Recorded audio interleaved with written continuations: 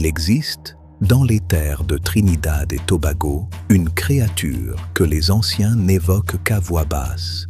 Pas un zombie, pas un loup-garou, pas un esprit des forêts, quelque chose de plus discret, de plus dangereux, quelque chose qui se glisse dans votre vie par la petite porte et qui ne repart jamais. On l'appelle le Baku, petit être surnaturel, à peine plus grand qu'un enfant de 5 ans, les yeux trop larges pour son visage, la peau sombre comme la nuit sans lune. Il ne crie pas, il ne menace pas, il sourit, et c'est ce sourire qui doit vous faire peur. Pour comprendre d'où vient le Baku, il faut traverser l'océan, remonter jusqu'aux côtes de l'Afrique de l'Ouest. Chez les peuples Yoruba du Nigeria, il existe un esprit ancien qu'on appelle l'Abiku, l'esprit d'un enfant mort trop tôt, avant d'avoir vécu, avant d'avoir été aimé. Un esprit coincé entre deux mondes, capricieux, imprévisible, assoiffé d'attention et de pouvoir. Quand les esclaves africains furent arrachés à leurs terres et jetés dans les cales des bateaux négriers vers les Caraïbes, ils emportèrent avec eux leur peur, leurs croyances, leur mémoire. L'Abiku traversa l'Atlantique avec eux et à Trinidad, au contact des terres nouvelles, des cultures mêlées, il se transforma, il devint le Baku, mais sa nature profonde, elle, ne changea pas. Cette histoire se passe dans un petit village au sud de Trinidad, non loin des marécages de Nariva, un endroit où les vieilles croyances sont encore vivantes, où les mères disent encore à leurs enfants, avant de dormir, « Si tu trouves une bouteille fermée au bord de l'eau, ne l'ouvre jamais. » Marcus avait entendu cet avertissement.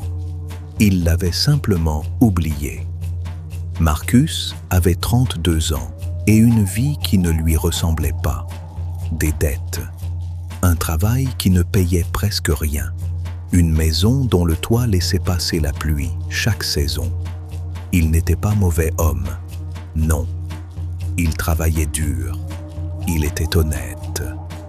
Mais l'honnêteté, dans ce village, ne nourrissait pas son homme. Ce matin-là, il longeait la rivière avant l'aube, comme il le faisait souvent quand le sommeil le fuyait.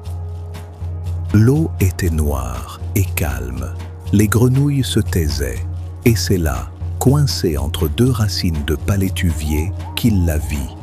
Une bouteille, ancienne, de verre épais et sombre, scellée avec de la cire rouge, et à l'intérieur, quelque chose bougeait.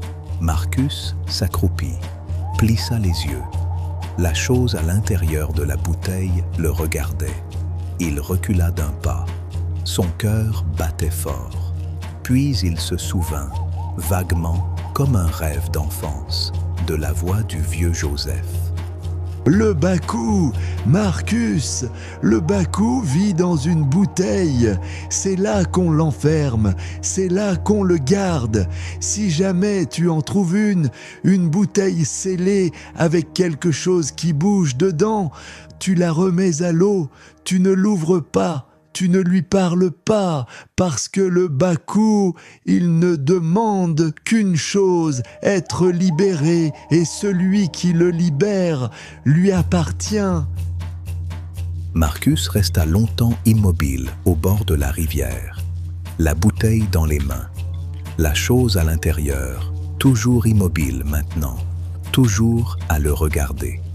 Il pensa à ses dettes, il pensa au toit. Il pensa à toutes ces années à travailler sans avancer d'un pas, et il ouvrit la bouteille. Il n'y eut pas d'explosion, pas de fumée, juste un souffle d'air froid, inexplicable sous ce ciel tropical, et une présence, soudaine, à côté de lui. Le Baku était là, petit, trapu, les bras trop longs, les yeux d'un jaune trouble, comme de l'eau croupie. Il ne dit rien. Il sourit, seulement. Et dans ce sourire, Marcus crut voir sa vie changer.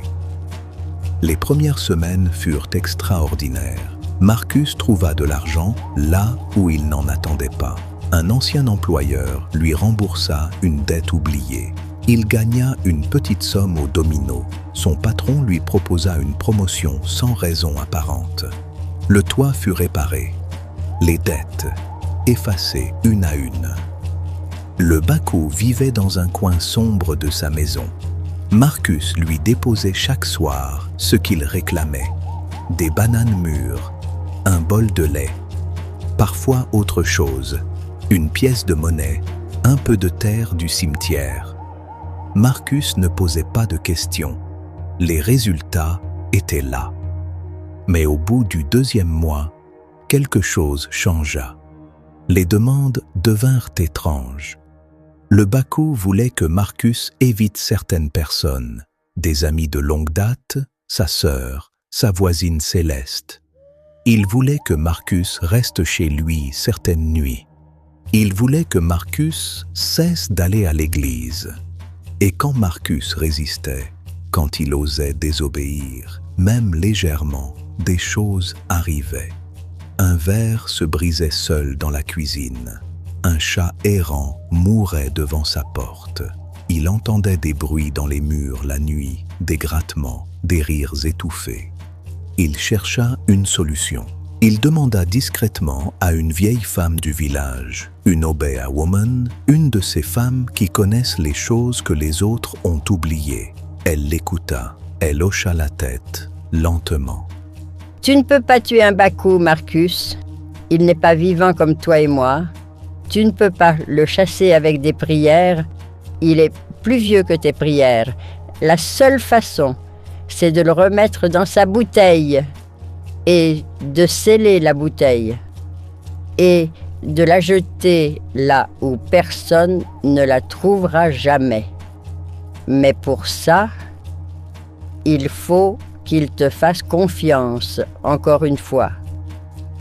Et un Bakou trahi ne fait plus confiance à personne. » Marcus passa des semaines à regagner la confiance de la créature, à lui obéir, à sourire quand il voulait crier, à déposer ses offrandes sans broncher, tout en préparant, en secret, une nouvelle bouteille, du verre épais, de la cire rouge et des mots anciens que la vieille femme lui avait appris. La nuit qu'il choisit était sans lune. Le Bakou dormait ou faisait semblant de dormir, on ne sait jamais avec ces créatures. Marcus prit la bouteille, prononça les mots, et d'un geste qu'il avait répété 100 fois dans sa tête, il fit ce qu'il avait à faire. Il ne racontera jamais exactement ce qui se passa cette nuit-là.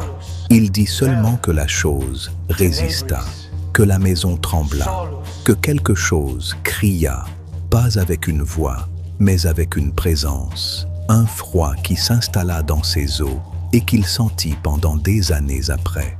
Puis, ce fut le silence. Marcus marcha jusqu'à la mer avant l'aube.